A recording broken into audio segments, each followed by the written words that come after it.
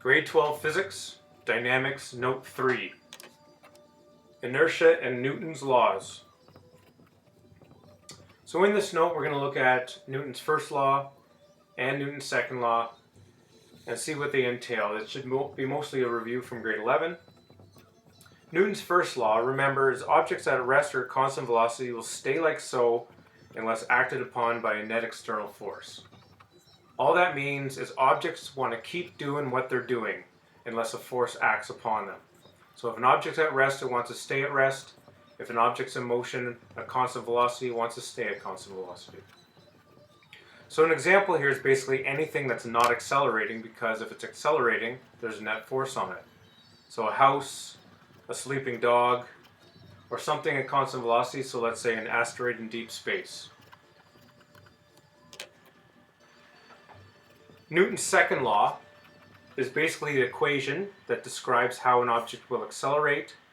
So F equals ma, where force, F is force in newtons, m is mass in kilograms, a is acceleration in meters per second squared. So if we look at those units, left side is a newton, right side is a kilogram times a meters per second squared. What we need to remember is that the definition of a newton is a kilogram meter per second squared. So that means the left side equals right side. One little denotion we need to make before we start is there's an inertial mass versus a gravitational mass. An inertial mass is basically any mass that resists acceleration.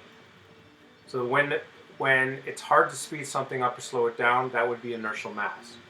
Gravitational mass is the force of gravity pulling on the mass. And that can be calculated Fg equals mg. Another thing we need to review are free body diagrams. So let's say in the first one, we just have a book sitting on a desk at rest. So there's the book on the desk.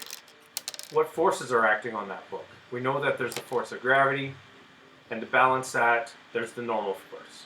And to show that they're balanced, we denote it with those little hash marks. Number two, let's say that there's a person trying to push a car that's stuck in the ditch. So there's the ditch, there's the car that's bottomed out, and here's the person trying to push the car. We know if we draw a free body diagram, gravity's pulling that car down, normal is up, and they're balanced because that car is not accelerating up or down. The person puts an applied force, but that's also balanced with friction. We know that because it's stuck, it's not moving. 3a, let's say we have a skydiver just about or just stepping out of a plane. So it's taken that first step out of the door. So here's the skydiver. The only forces on him would be the force of gravity. It hasn't really started falling yet. But B, now let's say this skydiver has reached terminal velocity. So that means it's moving at a constant velocity. Gravity's still pulling him down. But constant velocity means that force is balanced. So there must be force from the air pointing up. Last one here, an asteroid out in deep space. What forces are acting on it? Nothing at all. There is no forces as that asteroid's moving. Let's take a look at friction as a review from grade 11. So let's say you have an object and you push harder and harder and harder and eventually starts to move. So we can show that by an applied force that grows and grows and grows. When you first start pushing, it doesn't move at all, which means there's static friction that's balancing your applied force. We can show that by the balanced forces. Finally, you push hard enough that you overcome friction and the object starts to move. So in that last situation, the object would be moving. So the first three would be examples of static friction. The last one, when we overcome static friction, we have kinetic friction. And that kinetic friction would be a little bit less than that max static friction. So showing that on a graph, if we compare the force of friction to time as we push, that applied force and a force of friction grows and grows to some maximum point, and then we enter the realm of kinetic friction. So there's the peak of max static friction, and then here we have the region of kinetic friction. So what's really happening, if we look microscopically on the surface between an object and a table, let's say, they're actually pretty rugged. And when they're at rest, the dips of the book set inside the dips on the table. So when you start pushing, it's hard for those dips to get over each other. But when you finally get it going, they start to glide, and that's why kinetic friction is just a little bit less than max static friction. Let's look at a few examples here. Let's say there's a piano sitting in a house, and a kid is trying to push the piano, but the kid can't get it to move. So when it's not moving, we know that all forces must be balanced. So let's draw a free body diagram of this piano. We know that there's gravity acting on it, normal force, there's some applied force from the kid, and then there's friction acting in the opposite direction. So let's try and calculate the magnitude of each vector. Given that the piano has a mass of 450 kilograms and that the coefficient of friction is going to be 0.2. First of all, the easiest one from grade 11, force of gravity is mass times g. So 450 times 9.8, that's equal to 4410 newtons. Next, we know that the normal force is equal to Fg, so that's also going to be 4410 newtons. We can calculate the force of friction. It's mu times the normal force, so 0.2 times 4410, which is 882. And again, we know that the applied force must be equal to the force of friction, so 882. If we want to find what the F net is, we sort of hinted at it before, but we know if all the forces are balanced, the net force must be 0. Alright, moving on to another example. Let's say that there's a weightlifter trying to lift some weights, but he can't.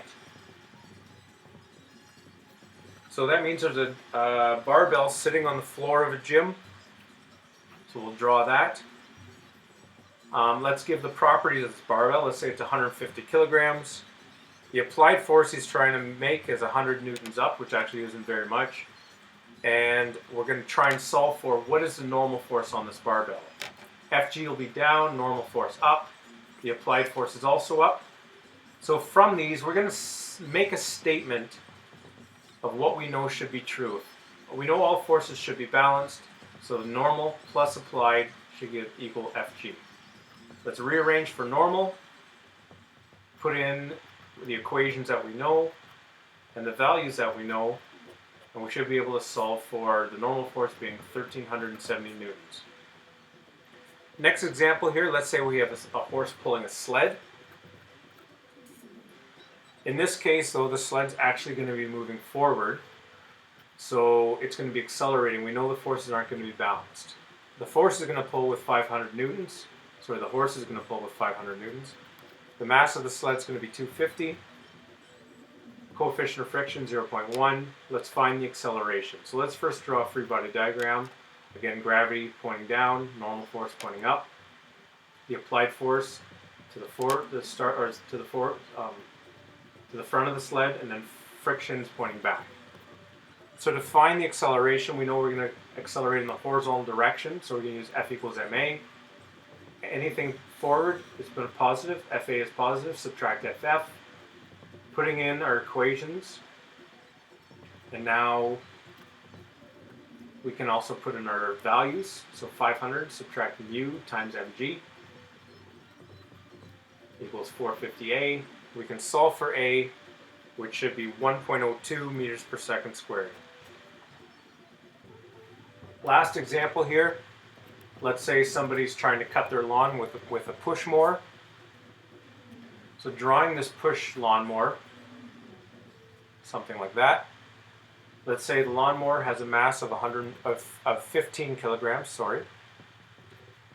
The force applied is going to be 40 newtons forward, 15 degrees down. So basically, that force is going to be straight along that handle. Gravity is pulling down, normal force up.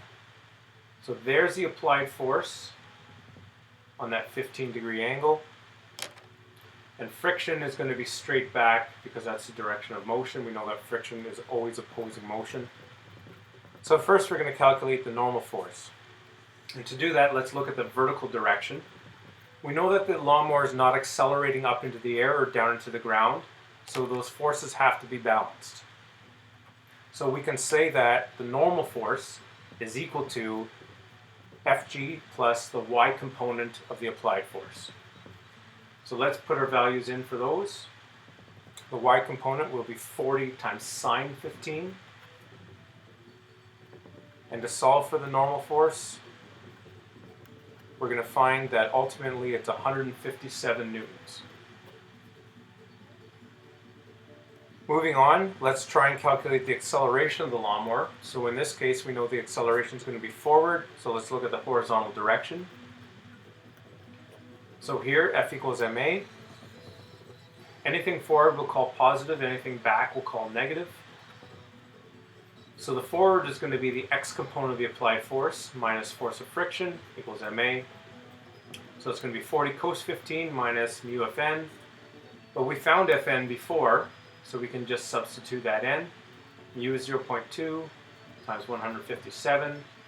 The mass is 15. So we find ultimately the acceleration is going to be 0.48 meters per second squared.